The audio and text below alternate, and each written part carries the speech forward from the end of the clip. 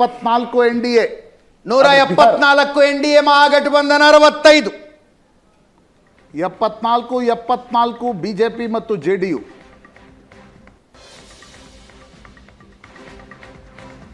ಅಜಿತ್, ಇದು ಒಟ್ಟು ವ್ಯತ್ಯಾಸ ನಿಮಗೆ ಅಂದರೆ ಒಂದು ಲೈನಲ್ಲಿ ಹೇಳಬೇಕಾದ್ರೆ ಸುಮಾರು 30 ಕ್ಷೇತ್ರಗಳನ್ನು RJD ಕಳೆದುಕೊಂಡಿದೆ, 30 ಕ್ಷೇತ್ರಗಳನ್ನು JDU ಗೆದ್ದುಕೊಂಡಿದೆ. ಅದರ್ವೈಸ್ ನೋಡಿ, ಲಾಸ್ಟ್ ಟೈಮ್ 74 ಬಿಜೆಪಿ ಇತ್ತು, ಅಲ್ಲಿಗೆ ಬಂದು ನಿಂತು.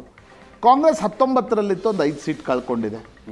ನಾವೀಗ ಎಷ್ಟೇ ಕಾಂಗ್ರೆಸ್ ಬಗ್ಗೆ ಏನು ಎಕ್ಸ್ಪೆಕ್ಟೇಷನ್ ಇದ್ದರೂ ಲಾಸ್ಟ್ ರಿಸಲ್ಟ್ ವಾಸ್ 19 ಸೀಟ್ಸ್, 5 ಸೀಟನ್ನು ಕಳ್ಕೊಂಡಿದೆ.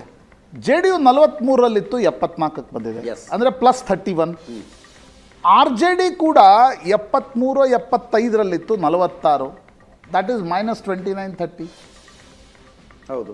ಇಡೀ ಬಿಹಾರದ ಫಲಿತಾಂಶ ಇದೆ ಇಷ್ಟೇ. ಹೌದು ಹೌದು ಹೌದು. ಅಂದರೆ ಅರ್ಥ ಏನು ಅಜಿತ್ ಅಂದರೆ, ಕಳೆದ ಬಾರಿ ತೇಜಸ್ವಿ ಯಾದವ್ಗೆ ಏನೊಂದು ಮೊಮೆಂಟಮ್ ಸಿಕ್ಕಿತ್ತು, 25ರಲ್ಲಿ ಆ ಮೊಮೆಂಟಮನ್ನು ಹೋಲ್ಡ್ ಮಾಡ್ಲಿಕ್ಕೆ ತೇಜಸ್ವಿ ಯಾದವ್ ಸಾಧ್ಯ ಆಗಿಲ್ಲ. ನಿತೀಶ್ ಕುಮಾರ್ ಕಳೆದ ಬಾರಿ ಒಂದು ಫೆಟಿಕ್ ಫ್ಯಾಕ್ಟರ್ ಬಂದಿತ್ತು, ಆ ಫೆಟಿಕ್ ಫ್ಯಾಕ್ಟರ್ನಿಂದ ಹೊರಗಡೆ ಬಂದು ನಿತೀಶ್ ಕುಮಾರ್ ನನಗನ್ಸುತ್ತೆ ಈ ವಯಸ್ಸಿನಲ್ಲಿ ಒಂದು ಭರ್ಜರಿ ಬ್ಯಾಟಿಂಗ್ ಅನ್ನು ಮಾಡಿ.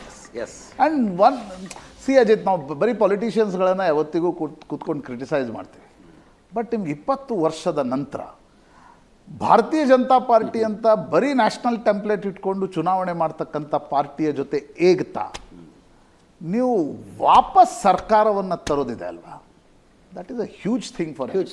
ಆಮೇಲೆ ಅವರು ಕುರ್ಮಿ ಸಮುದಾಯದಿಂದ ಬರ್ತಾರೆ. ಕುರ್ಮಿ ಏನು ಬಿಹಾರದಲ್ಲಿ ಒಂದು ದೊಡ್ಡ ಸಮುದಾಯ ಅಲ್ಲ.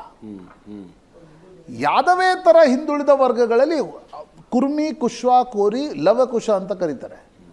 ಬರೀ ಆ ಸಮುದಾಯಗಳನ್ನು ಇಟ್ಕೊಂಡು ಅಧಿಕಾರ ಮಾಡೋಕ್ಕಾಗಲ್ಲ.